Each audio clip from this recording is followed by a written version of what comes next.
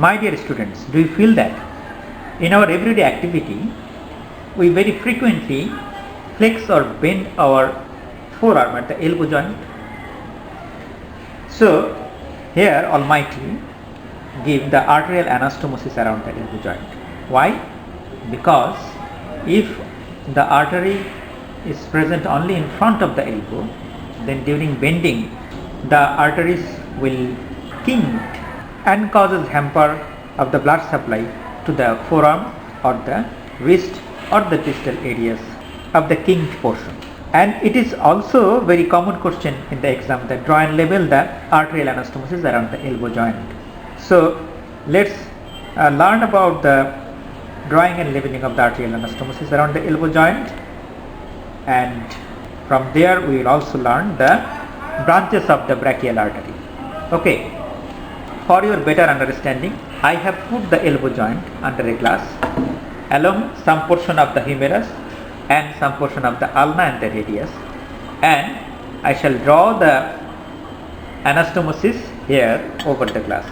Okay, so let's make the humerus, ulna and radius first over my glass.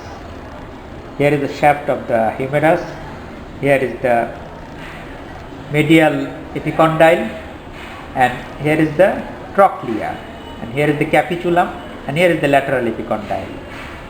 So it is our lower end of the humerus.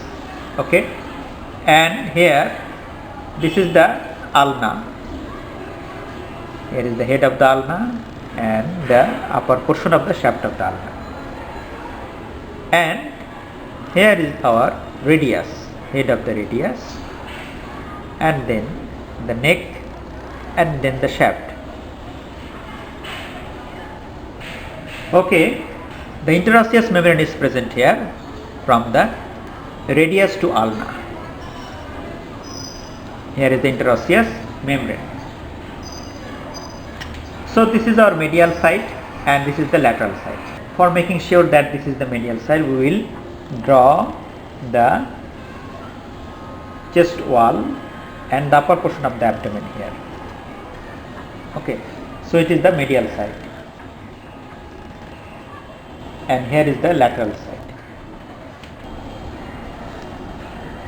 So you know that the brachial artery descends down along the medial side of the humerus, then it comes in front of the elbow joint and the cubital fossa, and at the neck of the radius it will divide into two branches.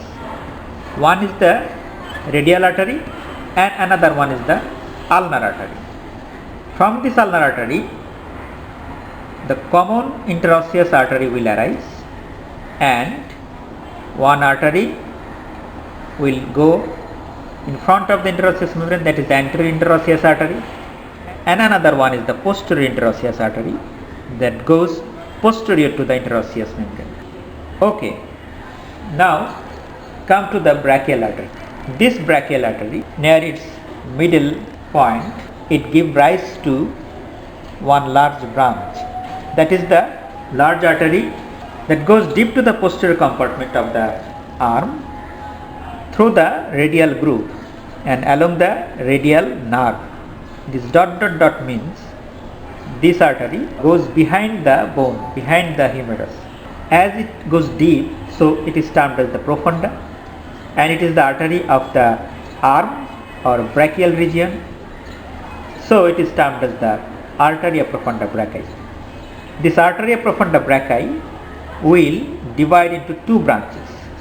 One is the collateral artery, any branch which arises from a main stream and supply a different area, that is termed as the collateral.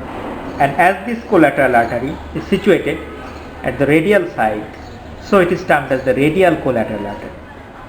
And this one is the middle collateral artery, and I am giving the dot dot sign because this artery will remain behind the humerus. Okay, this radial collateral artery will anastomose with the artery that comes from the radial artery. Here, this one. Usually, the branches of the artery should be like this, here in this manner, like the twigs of the leaf that arise from the main stream.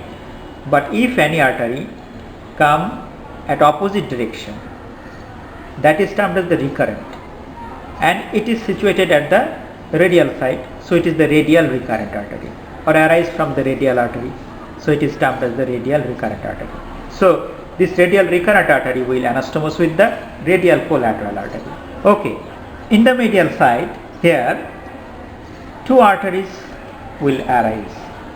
One is the superior collateral artery and another one is the inferior collateral artery, and these two arteries will anastomose with the recurrent arteries coming from the ulnar artery. Here is one, it is situated anteriorly and come at opposite direction and situated in the ulnar side or coming from the ulnar artery, so it is termed as the anterior ulnar recurrent artery. And another one, it is situated posterior to this artery and come from the ulnar artery, anastomose with the superior ulnar collateral artery and termed as the posterior ulnar recurrent artery. And this posterior ulnar recurrent artery will anastomose with the superior ulnar collateral artery. Okay.